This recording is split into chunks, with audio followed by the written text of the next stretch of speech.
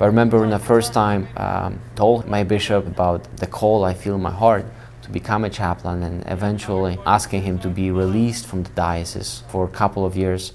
I met a little bit of hesitation on his side. I didn't respond to it right away. We do have a priest shortage for sure.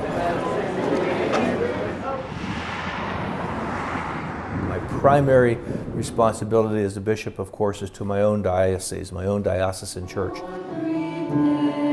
Bishops need priests to run the parishes, to work in all different assignments within the diocese. I wanted him to think about it, and I wanted to think about it myself. So we took several months to think about it before he asked me the second time.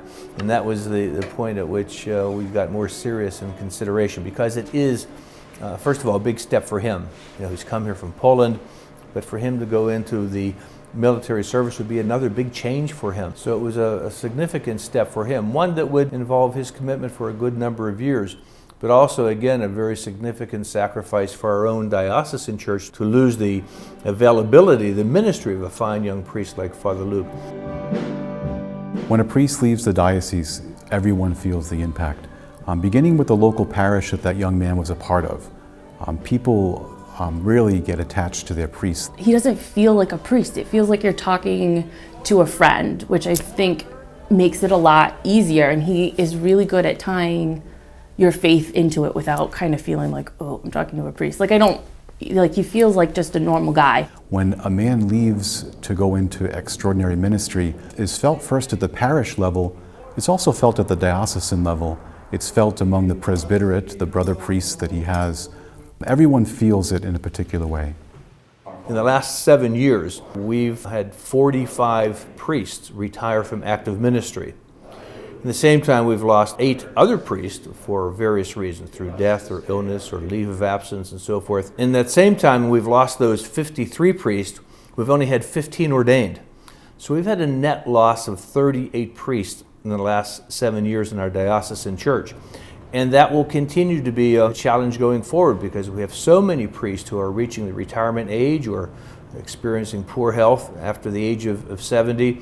So every year we will have perhaps 3 or 4 or 5 priests retiring, but only 1 or 2 or maybe 3 priests ordained. You know, there are people from Rhode Island who are in the military.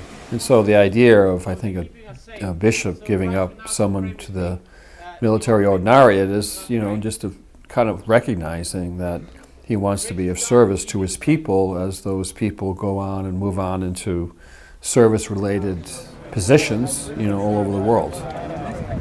But that's a challenge I think a bishop often has to face, trying to balance the needs of the local diocesan church while also recognizing the fact that we are always part of something larger, and we have some obligations to the universal church as well, whether it's in military service or releasing a priest to serve in a seminary community somewhere or to do some missionary work.